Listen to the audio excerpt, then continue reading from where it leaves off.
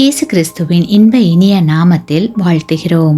இன்றைய வேத வசனம்: நீ பயப்படாதே, நான் உன்னுடனே இருக்கிறேன். திகையாதே, நான் உன் தேவன்.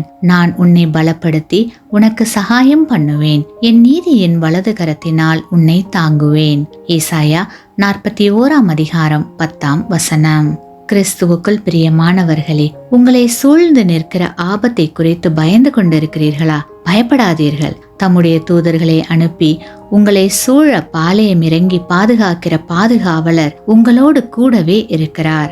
ஆகையால் கலங்காமல் திடன் கொள்ளுங்கள். உங்களுக்கு எதிராய் நிற்கும் எதுவும் உங்களை சேதப்படுத்துவதில்லை.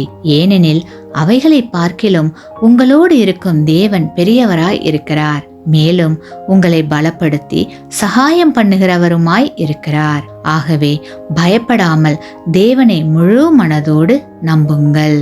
ஆமேன்.